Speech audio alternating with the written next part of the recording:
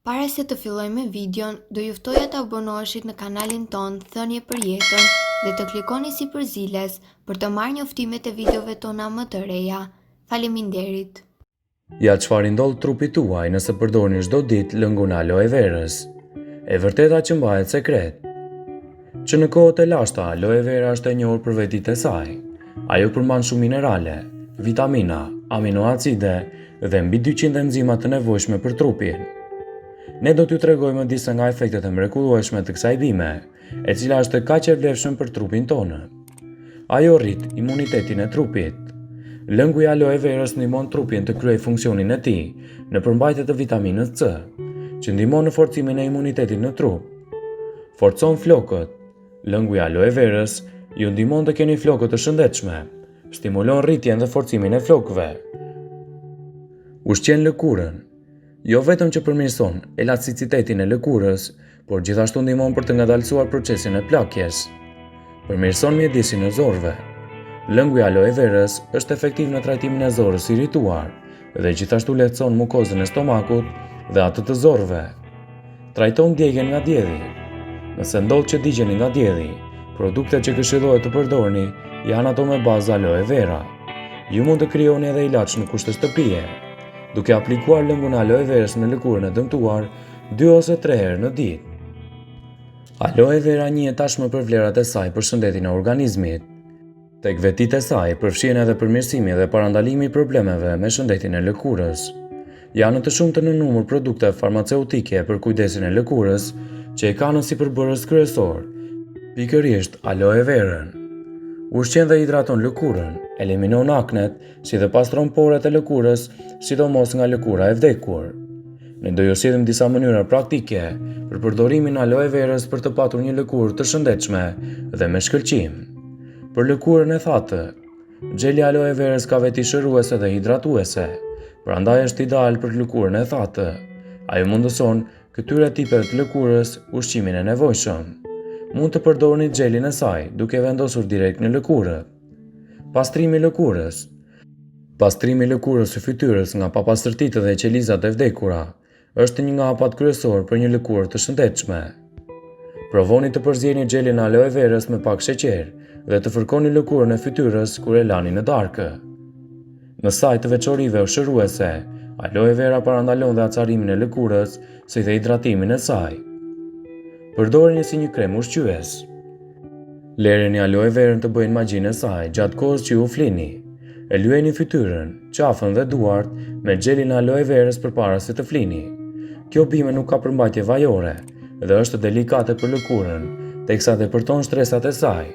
Kështu mundëson një hidratim rrënjësor të lëkurës, duke e lënë atë më të butë dhe më të shkëlqyer. Qetëson aknet. Aloe vera ka veti antiinflamatore, antibakteriale dhe antialergjike. Këto bashkuar me vlerat e larta ushqyese, bëjnë të mundur eliminimin e shenjave dhe akneve. Ne do ju sugjerojmë që të përdorni aloe verën, duke e përzierë me lëngun e limonit për të luftuar shenjat dhe njollat kafe të fytyrës. Pasi ta dëgjonit këtë video, do ju ftoja t'i bënit like dhe ta shpërndanit atë në profilin tuaj në mënyrë që t'informohen dhe miqtë e tu. Aloe vera dhe vaji i udhirit janë dy përbërës mjaft të shëndetshëm për lëkurën. Aloe vera ushqen dhe pastron lëkurën, ndërsa vaji i udhirit është i pasur me vitamina E, vitamina A dhe K, që janë shumë të dobishme për organizmin. Duke bashkuar vajin e udhirit me xhelin aloe verës, ju mund të prodhoni një solucion ushqimor për lëkurën. Përgatitja. Për këtë ju nevojitet një gjethe e madhe aloe verës dhe 2 lugë gjethe me vaj udhiri. Përzjeni xhelin e brendshëm të gjethes me vajin e udhirit dhe miksojeni si një krem dhe përdoreni çdo mëngjes dhe në mbrëmje. Ky krem natyral do i jap lëkurës suaj shkëlqim dhe elasticitet. Por cilat janë vlerat e aloe verës? Aloe vera ka veti të fuqishme në betejën kundër bakterieve, virozave dhe mykut. Këto veti e bëjnë këtë bime të dobishme për pastrimin e organizmit nga toksinat dhe në fuqizimin e sistemit imunitar.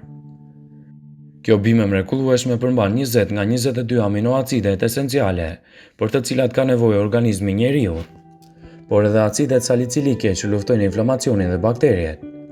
Aloe vera forcon sistemin imunitar dhe ofron një alternativë të shëndetshme për ata që vuajnë nga artriti. Mënyra më e rekomanduar është që të pini lëngun e bimës, të cilin mund ta nxirrni në shtëpinë tuaj. Gjelin e përgatitur mund ta përdorni edhe në ushqime, në lëngjet tuaja të frutave. Rezultatet janë të manitshme që në përdorimin e parë. Por si të përgatisni lëngun e aloe verës për shëndetin e të gjithë organizmit? Aloe vera është një bimë që prej shekuj është konsideruar si bima e përjetësisë, për shkak të vlerave të jashtëzakonshme të saj. Kjo bimë ka përbërës antibakterial, antiinflamator dhe kundër mykut që ndihmojnë sistemin tuaj imunitar të pastrojë trupin nga toksina dhe patogjentët pushtues. E megjithatë vetit e lëngut të tulit, ose siç quhet ndryshe xhelit të aloe verës, nuk mbarojnë në këtu. Aloe vera ka plot minerale përfshirë kalcium, magnez, zink, krom, selenium, ekur, kalium, bakër dhe mangan. Këto minerale bashkëpunojnë më së miri për të fuqizuar metabolizmin. Aloe vera ka në përmbajtjen e vet enzima të rëndësishme që ndihmojnë në metretjen dhe zbërthejnë molekulat e yndyrës dhe sheqerit, por edhe reduktojnë inflamacionin e ndryshëm. Sipas studimeve, aloe vera përmban vitamina B12, që janë të nevojshme për prodhimin e ruazave të kuqe. Kjo është një lajm i mirë për vegetarianët që nuk arrin të marrin mjaftueshëm vitaminë B12 nëpërmjet dietës së tyre të rregullt. Aloe vera është një burim i pasur i vitaminës A, vitaminës C, vitaminës E, vitaminave B1, B2, B3 dhe B6 dhe acidit folik. Po si të përgatisni lëngun e aloe verës? Mund të duket e vështirë, por në fakt, gjethet e bimës mund t'japin lëngun edhe në mënyrën më të thjeshtë. Në këtë video do të gjeni të detajuar procesin e përgatitjes së lëngut aloe vera. Si fillim, pritini gjethet sa më pranë pjesës kryesore të bimës. Gjethet ndahen në gjysmë sipas gjatësisë. Siguroni të keni hequr cipën dhe gjethet. Pasi cipa jashtme është e rëndë për stomakun, nxjerrni xhelin e aloe verës nga gjethet duke përdorur një thikë. Pjesët e xhelit që keni përfituar i vendosni në mikser. Shtoni 2 gota me ujë, lëngun e një limoni dhe përpunojeni për të paktën 30 deri në 45 sekonda. Filtrojeni lëngun që të pastroni çdo gram fibër të tepërt që mund të ketë kaluar gjatë ecjes së cipës. Lëngun mund ta pini veçmas ose mund ta kombinoni edhe me lëng portokalli ose të shtoni edhe limoni e shil. Për ta ruajtur mjafton të hidhni një shishe qelçi dhe ta mbani në frigorifer dhe ta pini të freskët. Sasia e rekomanduar e konsumimit të xhelit është vetëm 10 gram në ditë.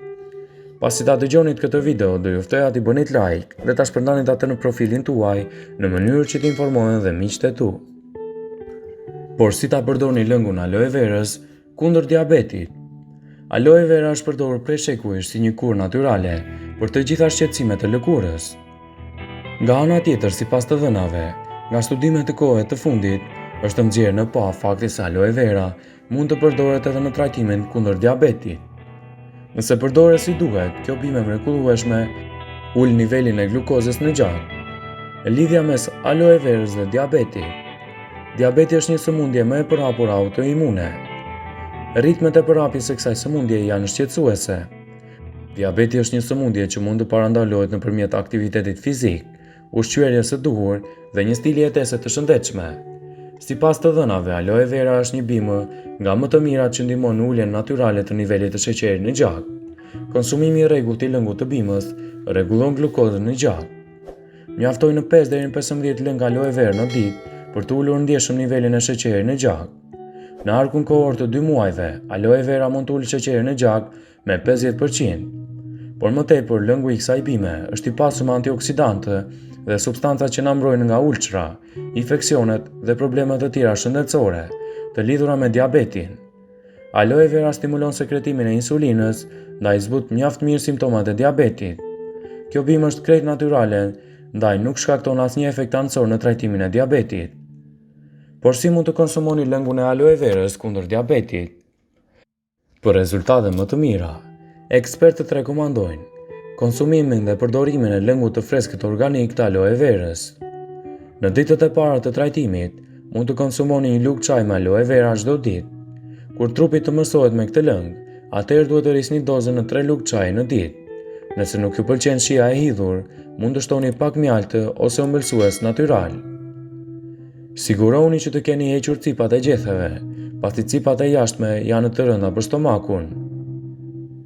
Pasi ta dëgjonit këtë video, do ju ftoja t'i bënit like dhe ta shpërndanit atë në profilin tuaj në mënyrë që t'i informohen dhe miqtë e tu.